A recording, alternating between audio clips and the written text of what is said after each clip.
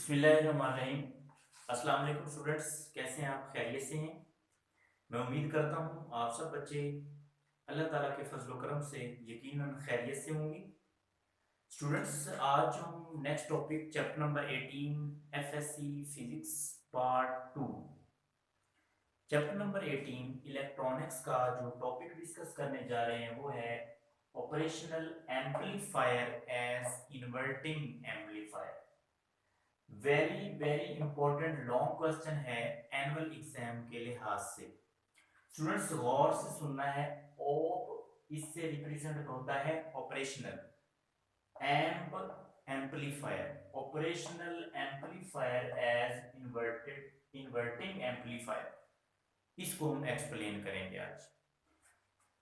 First कर लें, हमारे पास एक इन्वर्टिंग एम्पलीफायर है इन विच जिसके अंदर input voltage applied, input voltage हम अप्लाई करते हैं किसके अक्रॉस? R1 के अक्रॉस। किसको हम कर रहे हैं? To inverting terminal. इन्वर्टिंग होता है नेगेटिव, जो इन्वर्ट कर देता है, और एक होता है नॉन इन्वर्टिंग जो कि पॉजिटिव होता है, जो इन्वर्ट नहीं करता सिग्नल। तो non inverting terminal is eight ground. हमने क्या किया, इनपुट वोल्टेज स्टूडेंट्स हम इन्वर्टिंग पे देते हैं अक्रॉस R1, लेकिन जो नॉन इन्वर्टिंग टर्मिनल है, ये देखिए यहाँ पर डायग्राम में हमने इनपुट वोल्टेज दी R1 के अक्रॉस, किसको? इन्वर्टिंग को, नेगेटिव को।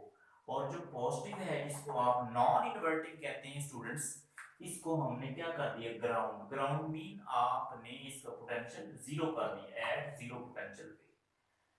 As order of open loop gain is very high. ये हम पढ़ चुके हैं ऑपरेशनल एम्पलीफायर के अंदर कि ऑपरेशनल एम्पलीफायर का जो ओपन लूप गेन होता है उसका ऑर्डर वेरी हाई होता है। कितना? 10 की पावर 5, मतलब 1 लाख तक। So we not mean we output जो है इस मे हैव एनी वैल्यू, ये कोई भी वैल्यू रखता है बिटवीन, कोई भी वैल्यू रख सकता है कहां पे? VCC नेगेटिव और VCC पॉजिटिव के दरमियान।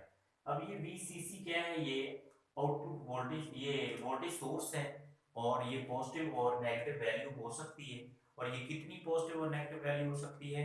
12 वोल्ट तक। याद रखेंगे आप, 12 वोल्ट तक VCC पॉजिटिव भी और VCC नेगेटिव भी हो सकती है। इसके दरमियान दरमियान ये कोई वैल्यू भी रख सकता है। For any value of output voltage की किसी भी वैल्यू के लिए फिर हम क्या करते हैं? हम सपोज कर लेते हैं कि जो V1 minus V in non inverting minus V inverting approximate equal to zero, इनका जो डिफरेंस है वो किसी भी वैल्यू ऑफ वोल्टेज के लिए वो हमारे पास तकरीबन जीरो है, ये हम सपोज कर रहे हैं। तो फिर यहां से अगर आप देखें तो ये जो V नेगेटिव इन्वर्टिंग है, जो माइनस हो रही थी वैल्यू, इसको दूसरी साइड पे शिफ्ट कर दें, ये तकरीबन V नॉन इन्वर्टिंग और V इन्वर्टिंग ये दोनों इक्वल हो सकते तकरीबन। सिंस V नॉन इन्वर्टिंग जो है, जिसको V पॉजिटिव हम कहते हैं, ये तो हमने कहा ये हमने ग्राउंड किया हुआ। जब ये ग्राउंड किया हुआ तो इसका मतलब ये हुआ इसकी जो वैल्यू है वो तकरीबन क्या है? जीरो है। जब इसकी वैल्यू जीरो है तकरीबन, तो फिर V नेगेटिव, इस इक्वेशन से अगर आप देखें अप्रोक्सीमेट इक्वेशन से, तो चूंकि V नॉन इन्वर्टिंग है वो ग्राउंड होने की वजह से जीरो था, और ये जो इन्वर्टिंग है ये इसके इक्वल था, तो अब ये भी फिर हकीकत में जीरो नहीं है इन्वर्टिंग V नॉट, बल्कि वर्चुअली हम फिर फर्ज कर देते हैं कि ये भी फिर ग्राउंडेड होगा, क्योंकि यहाँ पे हमने तकरीबन इसको इक्वल लिखा हुआ है। जब V पॉजिटिव ये जीरो है तो फिर ये इसके इक्वल होने की वजह से ये भी ग्राउंड होगा, लेकिन वर्चुअली। अकॉर्डिंग टू फिग, अगर आप फिग देखें तो इसके मुताबिक हमने क्या किया, हम यहाँ से करंट फाइंड आउट करना चाहते हैं। कौन सा? I1। हमने सिग्नल दिया था, इनपुट सिग्नल किसके अक्रॉस? R1 के अक्रॉस। तो फिर हम लिखेंगे करंट थ्रू R1 के अक्रॉस क्या होगा? I बाय ओम्स लॉ हम पढ़ते हैं, हम लिखेंगे by Ohm's law V over R के इक्वल होता है करंट। लेकिन यहाँ पे चूंकि आपने R1 के अक्रॉस लेना है, तो आप यहाँ पे R के साथ R1 लिखेंगे। आपने सिग्नल कहाँ पे दिया? हमने सिग्नल इनपुट दिया किसको? इन्वर्टिंग को, नेगेटिव V को। आप लिखेंगे V input minus V negative, मतलब इन्वर्टिंग। तो यहाँ पे वी इन्वर्टिंग तो हमने कहा ये वर्चुअली ग्राउंडेड है, मतलब क्या हुआ कि जीरो के इक्वल है, तो फिर ये जीरो हो जाएगा, पीछे हमारे पास जो वैल्यू आ जाएगी I1 की, वो students V input over R1 आ जाएगी, V इनपुट ओवर R1। इसके बाद फिर हम current through R2 find out करते हैं स्टूडेंट्स। I2 सेम इसी मैनर में हम देखेंगे। यहां तक जब आपने इनपुट दे दी, अब इसके बाद V नेगेटिव से ये इनपुट जा रही है किसकी तरफ, V आउटपुट की तरफ, तो हम लिखेंगे V negative minus V output. ये देखिए V negative minus V output, यहाँ पे हमने इनिशियली क्या दी, V input minus V negative. अब V नेगेटिव से स्टार्ट होकर कहां तक जाना है, R2 के लिए V आउटपुट तक, तो हम लिखेंगे V negative minus V output over R2, I2 के लिए R2। V नेगेटिव तो हमने कहा वर्चुअली ग्राउंडेड है, जीरो है, तो स्टूडेंट्स आपके पास ये value minus V not over R2 आ जाएगी। तो इस तरह से ये I2 भी आ गया। अब according to Kirchhoff first rule हमने पढ़ा, करंट रूल जिसको कहते हैं, कि आपके पास जो करंट है, sum of all currents equal to zero आप कह सकते हैं, या आप ये कह सकते हैं कि incoming current is equal to outgoing current. तो I1 is equal to I2, I1 की वैल्यू यहाँ पे लिख दी, I2 की वैल्यू इसके नीचे लिख दी। अब चूंकि आपने आउटपुट ओवर इनपुट गेन लेना है, तो उसके लिए आप आउटपुट तो हमारे पास राइट साइड पे है, आप ऐसा करेंगे R2 और V इनपुट इनका आपस में एक्सचेंज कर देंगे, साथ माइनस B दूसरी साइड पे शिफ्ट हो जाएगा, क्योंकि हमें V output over V input positive value में गेन की इक्वल करना है। तो ये आप माइनस R2 को यहाँ पे शिफ्ट कर दें, ये बन जाएगा minus R2 over R1 students is equal to V output over V input. तो V output over V input students gain के इक्वल होता है, इस तरह से हमारे पास ये gain is equal to minus R2 over R1 आ जाएगा। नेगेटिव साइन क्या बताता है, ये बताता है कि आउट ऑफ फेज सिग्नल है 180 पे, क्योंकि नेगेटिव साइन अपोजिशन के लिए होता है, ये अपोजिट साइन 180 पे ही बनता है। आउट ऑफ फेज है with respect to input signal, input signal के लिहाज से, क्योंकि यहाँ पे अगर हम देखें तो क्लोज्ड लूप गेन जो है ये डिपेंड किस पे कर रहा है, सिर्फ R1 और R2 पे। अंदर इस एम्पलीफायर के अंदर जो कुछ भी हो रहा है उसके ऊपर ये डिपेंड नहीं करता, what happening inside the amplifier it is independent. तो इस तरह से हमारा ये very important long question invert operational amplifier as inverting amplifier ये कंप्लीट हुआ। अब हम डिस्कस कर लेते हैं operational amplifier as non inverting. जी स्टूडेंट्स, नेक्स्ट टॉपिक हमारे पास है operational amplifier as non inverting. पहले हमने इन्वर्टिंग पढ़ा है, अब नॉन इन्वर्टिंग पढ़ रहे हैं। ये भी very very important long question है एनुअल एग्जाम के लिहाज से। तो स्टूडेंट्स इसमें और उसमें थोड़ा सा फर्क है, इधर हम यहाँ पे कहते हैं consider non inverting amplifier in which input voltage is applied across non-inverting terminal।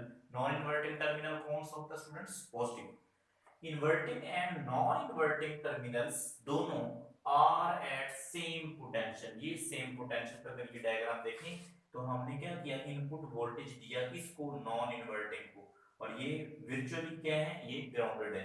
तो फिर जिसको हम कनेक्ट कर देते हैं उसके अलावा जो दूसरा टर्मिनल होता है उसको हम ग्राउंड कर देते हैं। इस तरह हमने इन्वर्टिंग के अंदर इनपुट सिग्नल दिया था, आउटपुट को हमने इन्वर्टिंग कर दिया था नॉन इन्वर्टिंग के, और यहाँ पे अब जो इन्वर्टिंग है इसको हम ग्राउंडेड कर देते हैं, नॉन इन्वर्टिंग को हम सिग्नल अप्लाई कर देते हैं। तो यहाँ पे भी स्टूडेंट्स आप देखेंगे as order of open loop gain is very high, ये वही बात करते हैं। तो वी नॉट जो है ये कोई भी वैल्यू रख सकता है, वीसीसी पॉजिटिव से वीसीसी नेगेटिव के दरमियान। तो इसकी आउटपुट वैल्यू के लिए हम सपोज फर्स्ट कर लेते हैं कि वी नॉन इन्वर्टिंग तकरीबन इक्वल है वी इन्वर्टिंग के, और ये दोनों फिर किसके इक्वल हो सकते हैं, इनपुट जो हमने दिया, क्योंकि ये इनपुट जो हम दे रहे हैं ये भी एज अ ग्राउंडेड है, और यहाँ पे देखें तो ये इन्वर्टिंग और नॉन इन्वर्टिंग दोनों ग्राउंडेड है, तो फिर ये तकरीबन इनपुट के इक्वल हो सकते हैं। सिंस वी नॉन इन्वर्टिंग जो है ये ग्राउंडेड है, तो फिर वी इन्वर्टिंग जो है ये आल्सो ये भी ग्राउंडेड है। अब इसके अंदर यहाँ पे आप लिखेंगे वर्चुअली, इसको कैंसिल कर दें क्योंकि ये हमने दिया हुआ है इन्वर्टिंग को तो हमने कंफर्म ग्राउंडेड किया हुआ है। अब नॉन इन्वर्टिंग जो है वो वर्चुअली ग्राउंडेड हो सकता है। तो इस तरह से अकॉर्डिंग टू फिक करंट थ्रू दी R1 के थ्रू जब हम करंट लेंगे वोल्टेज ओवर हम लिखते होते हैं आर रेजिस्टेंस। तो I1 इज इक्वल टू हमने जो वोल्टेज अप्लाई किया नॉन इन्वर्टिंग को, तो इनपुट वोल्टेज जो हमने कहां से अप्लाई किया, अगर आप यहाँ पे देख लें R1 के क्रॉस हम बात कर रहे हैं, तो R1 यहाँ पे वोल्टेज है no, it's mean that zero. जब ये जीरो है तो आगे कहां तक आपने लेके जाना है इन्वर्टिंग तक, V नॉट तक। यहाँ से I1 हम देखना चाहते हैं, I1 तो यहाँ पे है, तो ये इधर इनपुट तो है ही नहीं स्टूडेंट्स, इसलिए आप यहाँ पे लिखेंगे जीरो, माइनस कहाँ तक आप जा रहे हैं इन्वर्टिंग तक, V नेगेटिव तक। तो फिर V नेगेटिव को आप कह रहे हैं कि ये V नेगेटिव जो है वो इनपुट के इक्वल भी है, तो इसलिए आपके पास माइनस V नेगेटिव की जगह पे V इनपुट ओवर R1 आ जाएगा। इसको हम लिख सकते हैं minus V input over R1, ये I1 स्टूडेंट्स आपके पास आ गया। अब हम देख लेते हैं I2 थ्रू R2। इसके लिए अगर आप देखें तो हम ये देखें यहां से लेके V नेगेटिव से हम अप्लाई करते हैं, कहां तक जाना है हमने V आउटपुट तक, तो V negative minus V output over resistor I2 के लिए R2 होगा। V नेगेटिव को हमने कहा ये इनपुट के इक्वल भी है और V आउटपुट एज इट आ जाएगा। इस तरह से आपके पास ये I2 की वैल्यू आ जाएगी। फिर according to Kirchhoff first rule ये आप अप्लाई करेंगे, I1 is equal to I2, I1 की वैल्यू लिखें, I2 की वैल्यू लिखें। अब ये जो अगर डिनोमिनेटर हो सिंगल, ऊपर टर्म्स हो डिफरेंट, मुख्तलिफ हों ज्यादा हो, तो हर एक के ऊपर अलग अलग आप इसको डिवाइड कर सकते हैं। जब आपने हर एक ऊपर अलग अलग डिवाइड कर दिया तो फिर आप ये जो आउटपुट वाली वैल्यू इसको लेफ्ट साइड पे शिफ्ट कर दें, इधर माइनस हो रहा था प्लस हो जाएगा।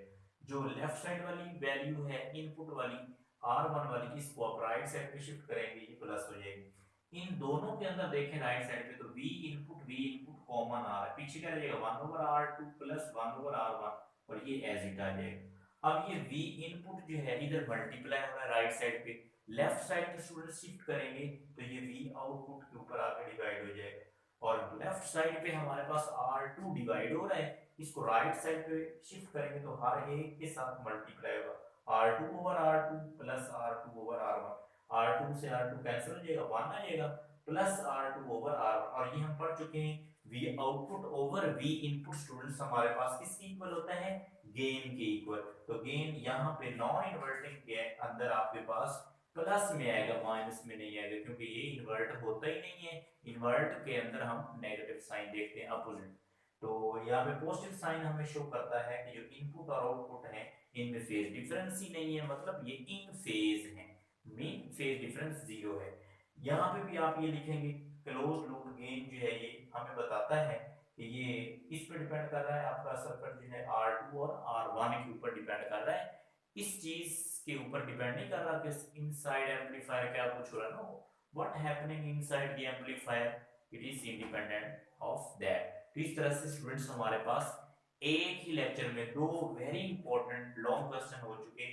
हमने पहले डिस्कस किया operational amplifier as inverting, very very important long question. फिर हमने operational amplifier as non inverting discuss किया विद डायग्राम विद कंप्लीट इसकी डेरिवेशन। तो स्टूडेंट्स आज का हमारा टॉपिक इस तरह से खत्म हुआ। अल्लाह पाक हम सब का हामी और नासिर हो। स्टूडेंट्स अपना ख्याल रखिएगा, इंशाल्लाह दिन की रही तो नेक्स्ट टॉपिक में मुलाकात होगी। अल्लाह हाफिज़।